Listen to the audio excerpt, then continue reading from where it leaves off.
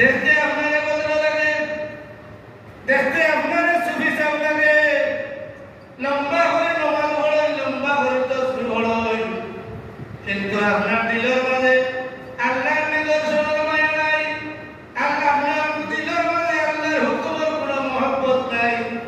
আপনি চান বালা খানদানি মানুষের বিরত রাখতা, আপনি নিজে করেন না, আর অন্যকে করবার সুযোগ দেন না। এই ধরনের মনোভাব লইয়া কবরে যাওয়ার কাছে আপনার দুনিয়ার কেরামতি বুঝিলেইবা, যখন ফেরেশতা জিজ্ঞাইবা মার রব্বুকা, তখন শত চেষ্টা করিয়া খেউরের সাহায্য লইয়া খেউরের ভালোবাসা খেউরের মহব্বতে রব্বি আল্লাহ মুখে দিয়ে আসবে না।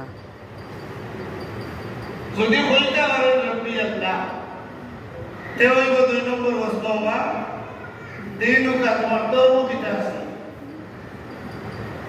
তখন আইব মুখে দিন দিনিয়া ইসলাম।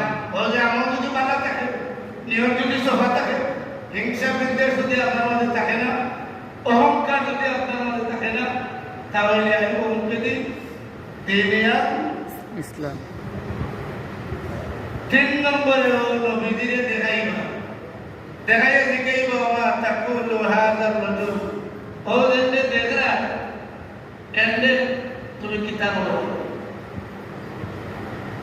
আখেও দেখে আল্লাহ আদিল্লাহ জিনা আমরা এন্ডে কোনদিন দেখছি না, আমরা চিনি না। নাউজুবিল্লাহ বললেন, নাউজুবিল্লাহ। খেও দেখে হবে যে সিনি লাগে, সিনি লাগে। ওইটা আমলের উপরে, নবীর মহব্বত উপরে। নবীর প্রতি যার মহব্বত আছে, এ নবীর আহলে বল বা নবীর সমস্ত কিছুর মহব্বত করবো না। কেউ দেখিয়া বলবে সিনি লাগে, কেউ বলবে চিনি না।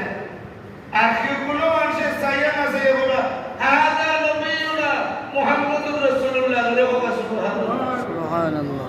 দেখিয়া বলবে হাযা নবিয়ুনা মুহাম্মাদুর রাসূলুল্লাহ। তাই তো আমরা নবী হযরত মুহাম্মদ মুস্তাফা সাল্লাল্লাহু।